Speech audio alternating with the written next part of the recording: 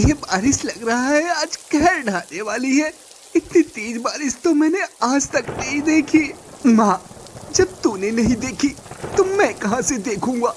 पर लगता है इस बार भूखमरी आने वाली है, भूखमरी। हाँ बेटा, लग तो ऐसा ही रहा है। आज पूरे 7 दिन हो गए हैं, पर ये बरसात रुकने का नाम ही नहीं ले रही है। हर बार तो 1 या 2 दिन बाद बरसात रुक जाती थी। अच्छा हुआ माँ, जब मेरी खेती करने में देरी हो गई और समय पर खेती नहीं कर पाया, नहीं तो आज हमारी पूंजी भी डूब गई होती, जैसे बाकी गांव वालों की डूब रही है। सबके खेतों में पानी भर जाने की वजह से फसल खराब हो रही है। क्यों रे चंपक, तुझे कैसे पता चला कि गांव वालों की फसलें खराब हो रही है? तू बाहर गया था क्या? तुझे कितनी बार मना किया है कि तूफानी बरसात में कहीं जाने की जरूरत नहीं है। अरे माँ, मैं कहीं नहीं गया था। वो कल हरिया खेतों की तरफ से आ रहा था, तभी मैंने उसे अपनी खिड़की से देखा और पूछने पर हरिया ने सारा हाल बताया। माटीपुर गांव की हालत बद से बदतर होती जा रही थी। 7 दिन के लगातार बारिश से सबकी फसलें बर्बाद तो हो ही रही थी, पर आगे क्या होने वाला था इसका किसी को कोई अंदाजा ना था। करीब 15 दिन के बाद बरसात थम गई और सूरज दिखाई देने लगा।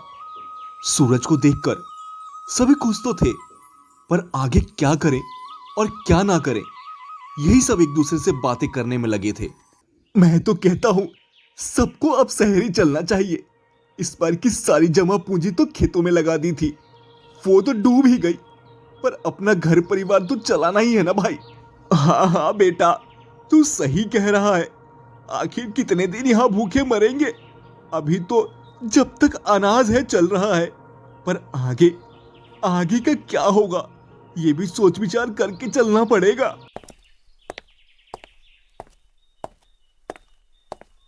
भाई लोग, मैं तो यही कहूंगा कि शहर में जाना मूर्खता होगा, मूर्खता। अरे हम ठहरे गांव के लोग, शहर में पेट पालना भी मुश्किल हो जाएगा। कौन सा पढ़ा लिखा है हमारे में कि उसे अच्छी खासी नौकरी मिल जाएगी, ऊपर से शहर का वातावरण। बात तो चंपक की भी ठीक है। अरे 7-8 हजार में कर ही क्या लेंगे, ऊपर से शहर में सब कुछ पैसे से ही होना है। मेरी मानो तो यही गांव में कुछ करने का विचार किया जाए। समस्या सारे गांव की है भाई, तो सब मिलकर ही लड़ेंगे समस्या से। हाँ हाँ, बिल्कुल सही कह रहे हो चंपक भाई तुम। सबको मिलकर ही समस्या का समाधान करना पड़ेगा। पर हम करें क्या? मेरे पास एक उपाय है। क्यों ना हम सब गांव वाले मिलकर मुखिया से मदद मांगे। उसके गोदाम में तो अनाज का ढेर लगा हुआ है, ढेर। आखिर हमारे गांव का मुखिया हमारे इस मुसीबत में काम ना आए तो उसको मुखिया बनाकर क्या फायदा भाई। बात तो तेरी एकदम सही है चंपक, हमें मुखिया से मदद लेनी ही चाहिए। मुखिया का नाम सुनकर सभी गांव वालों में एक उम्मीद की किरण दिखाई दी। सब गांव वाले मुखिया के यहाँ जाते हैं।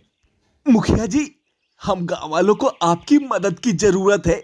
आप तो जानते ही हैं कि इस बार बरसात बहुत ज्यादा हुई है और किसानों की सारी फसलें खराब हो चुकी है, तो हम सबको जीने के लिए अनाज चाहिए। अनाज? नहीं नहीं, ये नहीं हो सकता। मैंने अनाज तुम गरीबों को बांटने के लिए नहीं रखा है, समझे? तुम लोग चले जाओ यहाँ से। मुखिया जी, शायद आप भूल रहे हो, आप मुखिया हम गांव वालों की वजह से ही बने हो, और ये ठाट बाट भी उसी की वजह से है। अगर हम सब आपको मुखिया बना सकते हैं तो अगली बार मुखिया पद से हटा भी सकते हैं। अरे चंपक, तू तो बुरा मान गया। मैं तो मजाक कर रहा हूं भाई।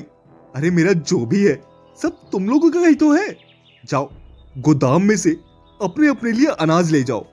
बहुत बहुत धन्यवाद मुखिया जी। मुखिया ने इस डर से गांव वालों को अनाज देने के लिए हाँ कर दिया ताकि उसे कोई मुखिया के पद से हटा ना पाए।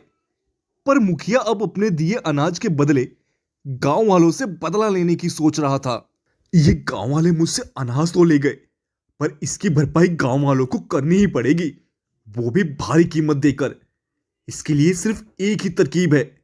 इस तरकीब से मैं गांव वालों से मुनाफा भी कमा लूंगा। कल ही जाकर गांव वालों के सामने अपना चक्कर चला दूंगा। चंपक, मैं क्या कह रहा हूं? तुम लोग के पास अनाज तो नहीं है, और आगे भी तुम लोग को अनाज की जरूरत पड़ने वाली है, और तुम सब अभी खेती करने के हालात में नहीं दिख रहे हो। क्यों ना तुम अपना खेत मुझे दे दो, मैं उसमें खेती करा लूंगा। बदले में तुम सबको खेत से निकली फसल का आधा हिस्सा दे दूंगा। क्या कहते हो तुम सब? बहुत उचित विचार है मुखिया जी, पर जब तक सभी गांव वाले तैयार नहीं होते मैं कुछ नहीं कह सकता। क्यों भाई लोग? चंपक, इसमें सोचना क्या है? वैसे भी खेत खाली पड़े रहेंगे इस साल। इससे अच्छा है कि मुखिया जी खेत बोले, कुछ तो फसल मिल जाएगी हमें। ठीक है मुखिया जी, जब सब गांव वाले यही चाहते हैं तो आप हम सबके खेत में खेती कर सकते हैं। ठीक है चंपक, पर इसके लिए मैंने एक दस्तावेज बनाया है जिसमें लिखा है कि इस साल मैं तुम सब गांव वालों का खेत बोऊंगा। तुम सबको इससे कोई आपत्ति नहीं है, और फसल होने पर आधी फसल जमीन के मालिक की होगी और आधी बोने वाले की। तुम सब इस पर अपना अंगूठा लगा दो। मुखिया जी, मैंने ऐसे किसी दस्तावेज के बारे में तो नहीं सुना है, और ना ही इसकी कोई आवश्यकता पड़ती है। अरे चंपक, आजकल इसी तरह से काम हो रहा है। करना है तो करो, नहीं तो मैं तो चला। अरे नहीं नहीं मुखिया जी, रुकिए। कि चंपक तो बावड़ा हो गया, बावड़ा। हम सब अंगूठा लगाने को तैयार हैं। सब गांव वालों ने अंगूठा लगा दिया, पर चंपक को यह बात खटकने लगी थी। पर चंपक कर भी क्या सकता था? मुखिया ने सभी गांव वालों के खेत में खेती कर ली, और जब फसल बड़ी हो गई तो सारी फसल काटकर मुखिया ने फिर अपना गोदाम भर लिया। मुखिया जी, आपने तो कहा था कि फसल में आधा हिस्सा जमीन के मालिक का होगा, तो फिर सारा फसल आपके गोदाम में क्यों आ गया? हाँ भाई, मैंने कहा था। देखो, आधी फसल बोने वाले की हुई तो बोने वाला मैं ही हूं, और आधी फसल जमीन के मालिक की हुई तो भाई कुछ महीने पहले जो मैंने अंगूठा लगवाया था तुम सब से, वो तुम्हारे खेतों के ही कागजात थे जो अब मेरे नाम हो गए हैं। समझे? चलो फूटो यहां से। धोखेबाज मुखिया, तूने हमारे साथ अच्छा नहीं किया। बहुत धमकी दे रहा था कि मुखिया बना सकते हैं तो हटा भी सकते हैं। अब हटा के दिखा मुखिया के पद से मुझे। बड़े आए मेरे साथ मुकाबला करने। अब तुम सबकी यही सजा है कि तुम सब अब अपने ही खेत में मेरे लिए फसल उगाओगे। बदले में मैं तुम सबको मजदूरी दिया करूंगा, समझे? अब चलो फुटो यहां से। मुखिया ने अपनी चालाकी से सभी गांव वालों की जमीन हड़प ली और उनसे उनके ही खेत में नौकरों की तरह काम कराने लगा। बिना सूझबूझ के काम करने पर हमें हमेशा नुकसान का सामना करना पड़ता है। यही इस कहानी का शीर्षक है। कहानी पसंद आई हो तो कहानी को ज्यादा से ज्यादा शेयर कीजिए।